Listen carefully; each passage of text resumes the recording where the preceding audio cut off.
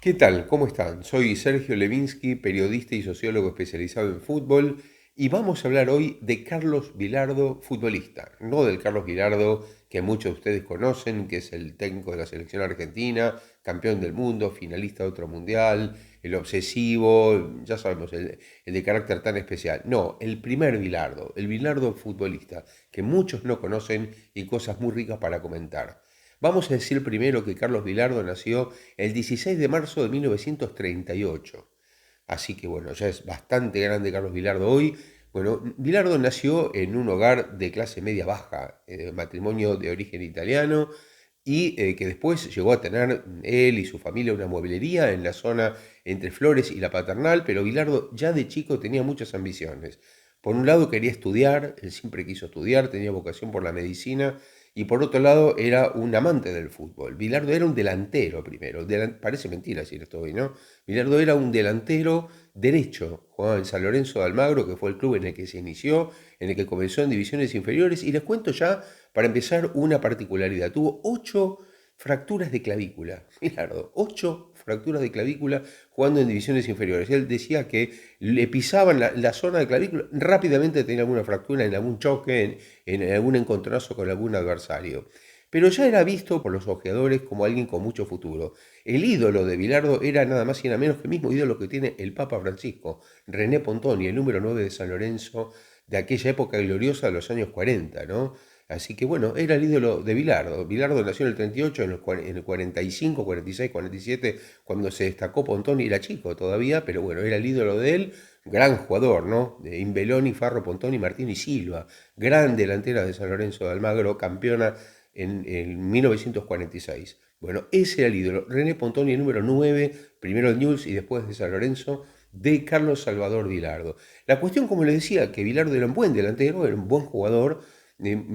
A veces bajaba un poco a volantear por la derecha, pero siempre se movía por la banda derecha. Un jugador con oficio, un jugador inteligente, que rápidamente fue convocado a los Panamericanos de 1958. Pero ¿qué pasó? Que ya tenía preparado el traje, tenía preparada la valija, tenía preparado todo y en el último entrenamiento se lesionó y no pudo viajar a los Juegos Panamericanos. Una gran frustración esta para Carlos Vilardo en su época de jugador, pero él comentó que Ernesto Duchini, gran maestro y ojeador de jugadores, que fue el técnico de ese equipo en Chicago, donde se jugaron los Panamericanos, Argentina salió campeona, delante de Brasil, que salió subcampeona, Argentina fue campeona, y al volver la delegación de Chicago, Ernesto Duchini le regaló su medalla dorada a Carlos Salvador Vilardo. Así que bueno, por lo menos un poco palió esa frustración tremenda de Bilardo, que también les cuento que al año siguiente, siguiendo con la selección, fue citado para los Juegos Olímpicos de Tokio. Carlos Bilardo jugó, estuvo presente en los Juegos Olímpicos de Tokio, hasta marcó un gol en uno de los primeros partidos, pero a la selección argentina no le fue tan bien, ya no le fue bien. Algunos jugadores que participaron en esos Juegos Olímpicos después fueron al Mundial de Chile en 1962, cosa que no pasó con Bilardo. Bilardo estuvo en San Lorenzo de Almagro, no jugó muchos partidos y le cuento algo muy interesante. Ya estudiaba medicina, Bilardo era la 1 de la mañana del 6 de agosto de 1958, anoten la fecha, 6 de agosto, porque no va a ser la primera vez que le pase algo un 6 de agosto, 6 de agosto de 1958, 1 de la mañana, estaba disecando una rana. Carlos Salvador Vilardo estudiándola para estudiar el corazón de esa rana junto con otros compañeros, estaba en la casa de otro compañero y llamó la mamá de Carlos Vilardo para avisarle que lo habían citado para jugar y debutar en primera división al otro día o ese mismo día, pero más tarde. Así que Vilardo dejó todo lo que estaba haciendo, volvió a su casa a descansar, volvió después con el equipo de San Lorenzo, es decir, se presentó en la cancha de Atlanta. San Lorenzo jugaba frente a Atlanta y San Lorenzo de Almagro le ganó a Atlanta por la Copa Suecia y Bilardo anotó 2 goles en ese partido. Pero algo más que pasó en ese partido muy interesante. En el rival, que era Atlanta, jugaban nada más y nada menos que Subeldía, que después sería su gran técnico, el técnico que marcaría la carrera de Carlos Bilardo como entrenador más adelante, y Carlos Timoteo Grigol. Esos dos jugadores estaban enfrente de Bilardo, enfrentaron a Bilardo el día del debut, y fíjense cómo son las cosas, ¿no? Bilardo marcó 2 goles en ese partido, que no era de marcar tantos goles, más allá de que les cuento que en San Lorenzo no jugó mucho, Y además algo raro que sí, les digo que no sé bien qué pasó, no se sabe qué pasó porque Bilardo nunca más quiso hablar de eso. Pero ustedes a lo mejor se acuerdan de aquel famoso el día del 5-0 de Colombia-Argentina, que después, a los 2 días en el programa de Bernardo Neustadt, se produjo, yo creo que fue el primer talk show del fútbol argentino, ¿no? La primera vez que sin querer, queriendo prácticamente, se produjo este talk show porque hubo peleas internas ahí entre los propios protagonistas, Bilardo discutiendo con Sanfilippo, bueno, con Hugo Gatti. Tampoco estoy de acuerdo con San Filipo, con lo que dice. ¿Qué le tiene que dar consejo a Goicoechea? ¿Quién es? ¿Quién es para dar consejo a San Filipo a Goicoechea? Y yo fui un goleador No. que vos no fuiste. No es. Yo fui un goleador que vos no yo fuiste. nací con él. Y tengo condiciones. Yo nací con él. Condiciones Nací, lo vi, suficientes como sé lo para que saber piensa, cómo enfrentar a un sé lo que arquero piensan los y amigos de decirle... él, sé cómo está él. Y él no tiene por qué dar consejo. Bueno, en esa pelea con Sanfilippo recrudeció algo que parece que pasó en San Lorenzo en 1959. Bilardo integró el equipo de San Lorenzo que salió campeón cuando Sanfilippo y Omar Higinio García se destacaron tanto, pero cada vez que le preguntaron de ir más a Bilardo con Sanfilippo, la respuesta fue siempre de él no habló. Siempre fue igual, de él no habló. La cuestión es que aquel día de Neustadt sí se dijeron de todo. Sanfilippo dijo, vos fracasaste como jugador. Bilardo le dijo, vos no existís. O sea, hubo una cantidad de cosas rarísimas para dos ex compañeros de San Lorenzo campeón en 1959, más allá de que Bilardo no tuvo gran protagonismo.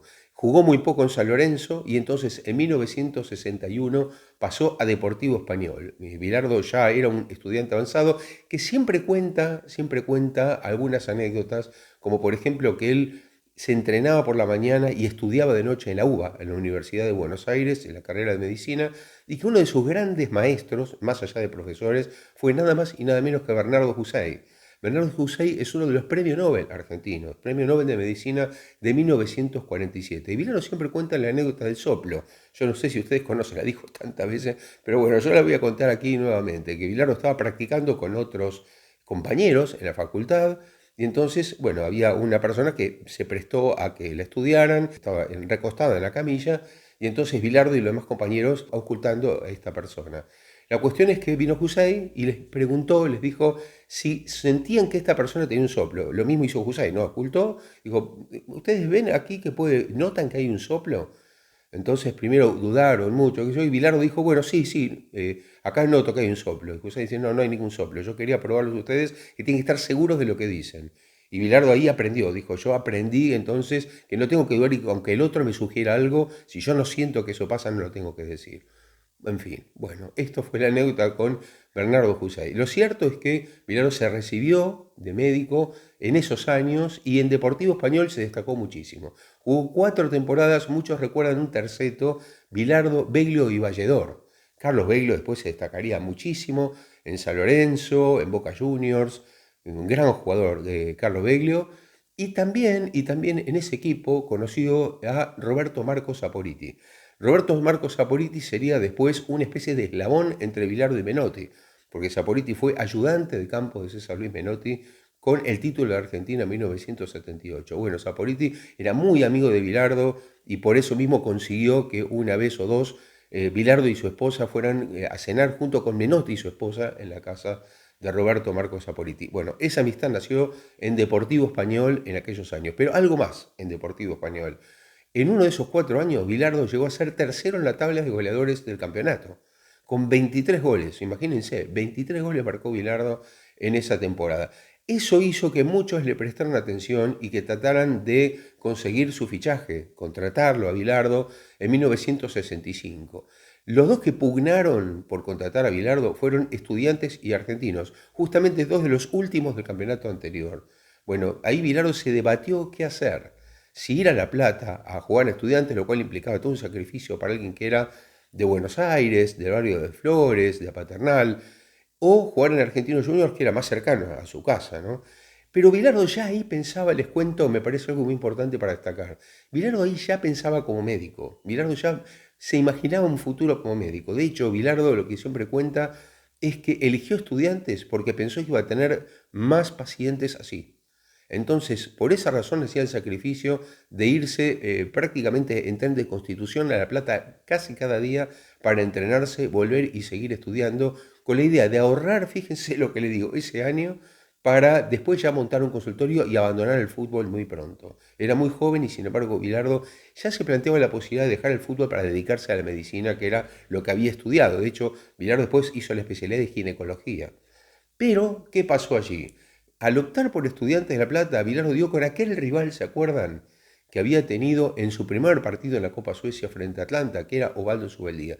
Es decir, Subeldía, que ya era técnico ahí, que ya había dejado el fútbol, dirigía a Estudiantes de La Plata, y Bilardo se encuentra con Osvaldo Subeldía, a quien le va a dedicar el título mundial de México 86. Muchos de ustedes tendrán ya quizá en la memoria aquel momento que termina el partido de México 86 contra Alemania, la final. Argentina se consagra campeón y cuando enfocan a Bilardo van con una serie de micrófonos, una cantidad de periodistas, una nube de micrófonos, en el momento exacto que terminaba el partido, y le preguntó a Bilardo qué pensaba o qué sentía en ese momento, y Bilardo, en lugar de hablar de su familia, dijo Subeldía, Osvaldo Subeldía. ¿Cuánto sentís por tu familia, por la gente, la celebración? No, por una sola persona, Subeldía, nada más. Una sola persona, Osvaldo.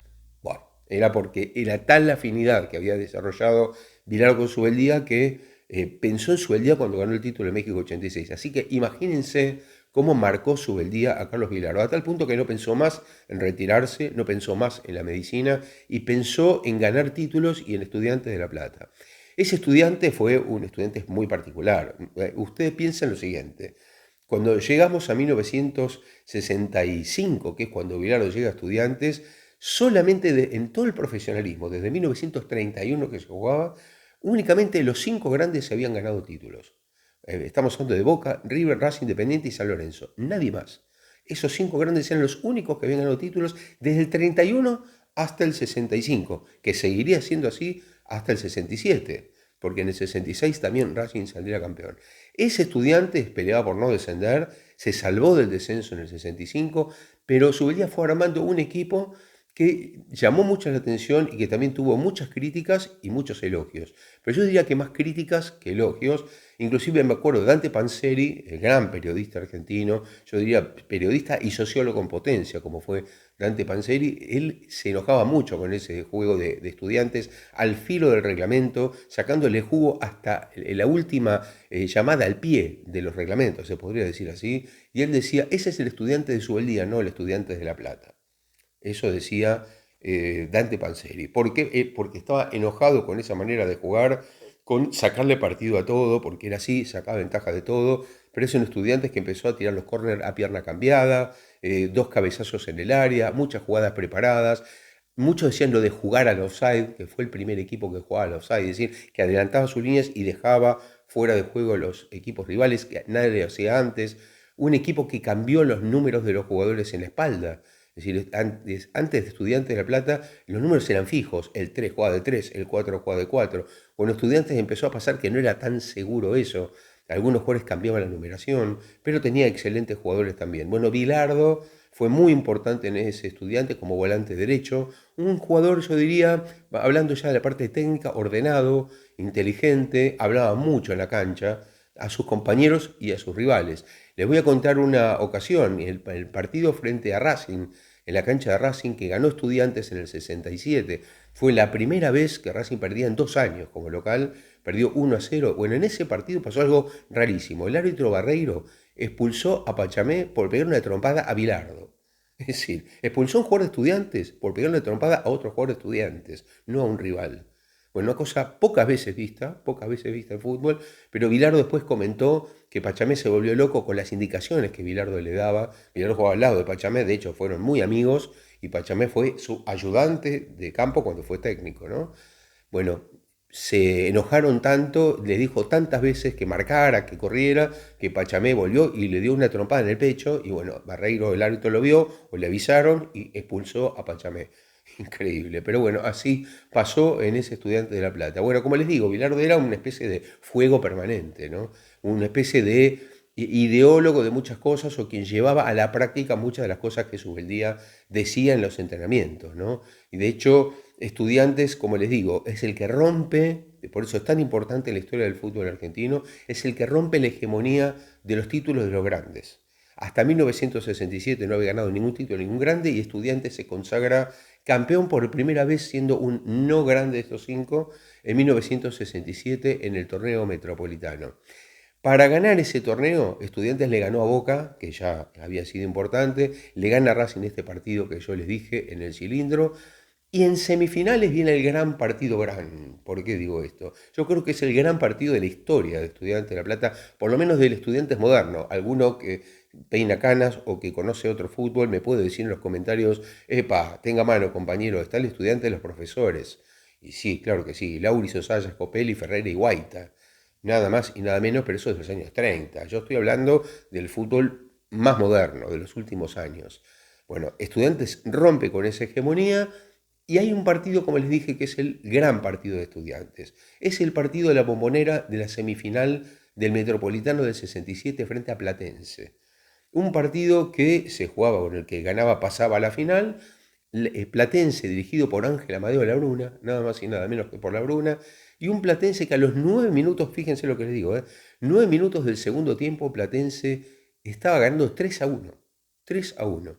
Bueno, en ese partido Bilardo dice que hubo el arquero Hurt de Platense se volvió loco, le pegó una patada a Bilardo, las cosas cambiaron, Estudiantes dio vuelta a ese partido, Bilardo anotó un gol, Estudiantes ganó 4-3, un partido heroico realmente, y de esa manera se clasificó para la final y anímicamente estaba muy crecido.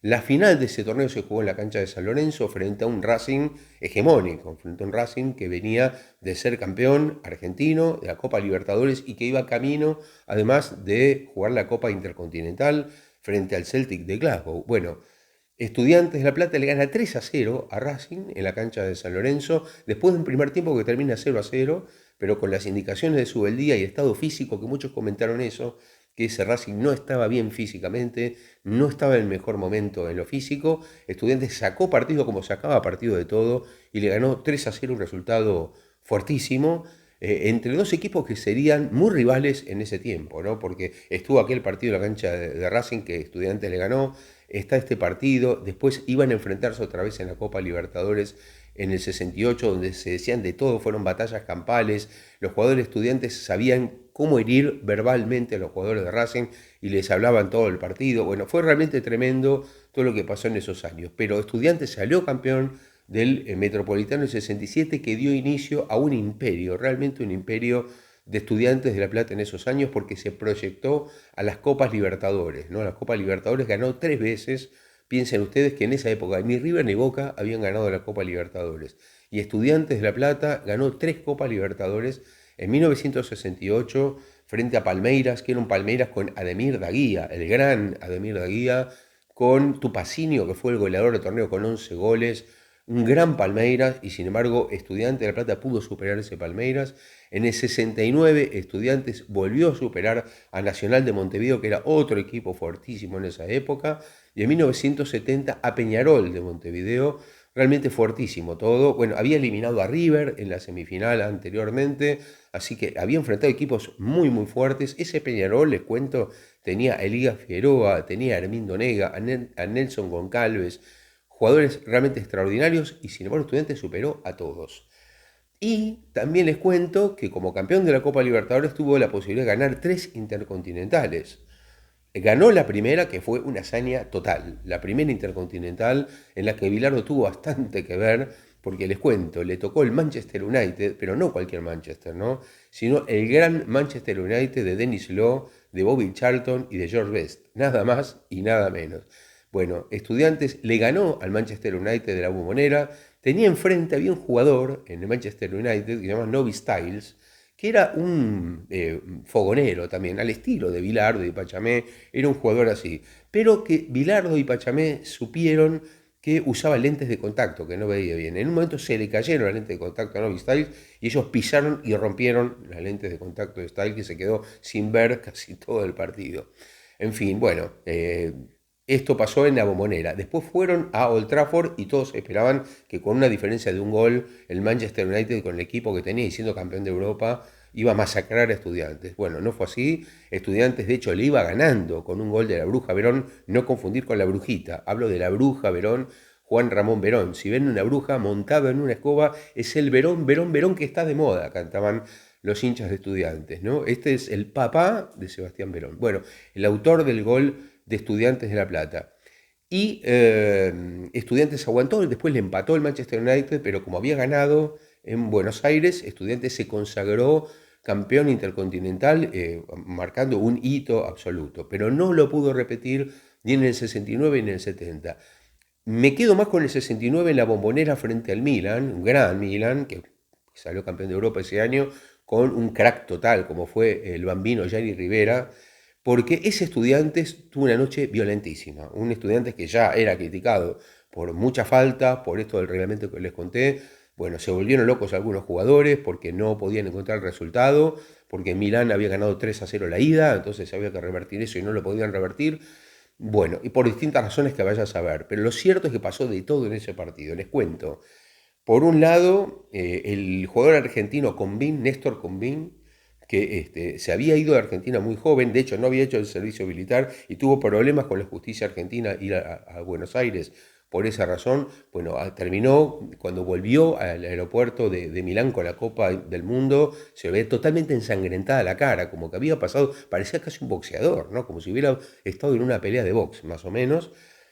Otro jugador como Rivera lo patearon directamente en la cabeza, al punto tal de que 3 jugadores del equipo de Estudiantes de La Plata fueron a la cárcel.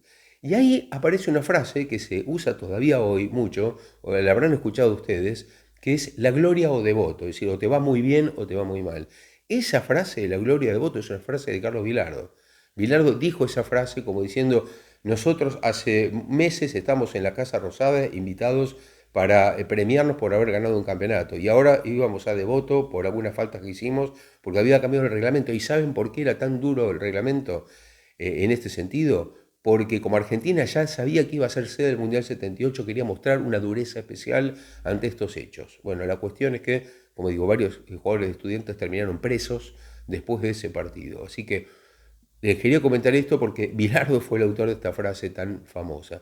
Y en 1970, la última Copa Intercontinental, Estudiantes tampoco pudo contra el Feyenoord holandés, campeón de Europa, así que de las 3 Copas Intercontinentales se quedó con una, que fue la primera contra el Manchester United. La cuestión, también le cuento para terminar, es que en 1970, con Bilardo no tan veterano, ustedes piensen, había nacido en el 38, en 1970, con apenas 32 años, Bilardo se plantea ya el retiro. ¿Por qué se plantea el retiro? Porque Subeldía en el último año, en ese año de 1970, ya no lo tiene tan en cuenta. Ya empieza a ponerlo en el banco, empieza a decirle que no va a jugar esta fecha, no va a jugar la fecha siguiente. Entonces Bilardo se empieza a plantear la posibilidad de retirarse. De hecho, después esto ocurre porque Subeldía le dice que lo necesita como ayudante de campo si se retira para dirigir a Huracán. Se va Subeldía de Estudiantes a dirigir a Huracán, Bilardo va con Subeldía a dirigir a Huracán y Neomirielo se hace cargo de aquel Estudiantes que va a llegar otra vez a la final de la Copa Libertadores en 1971, ya sin Bilardo y sin Subeldía, y en esa Copa Libertadores va a perder la final frente a Nacional, pero Bilardo ya había dejado de jugar al fútbol con todo el influjo de lo que hizo, ¿no? Con todo este tipo de acciones tan particulares y de frases tan particulares como esa. Les quiero comentar también algo más que me parece interesante, pero es un dato completamente de color.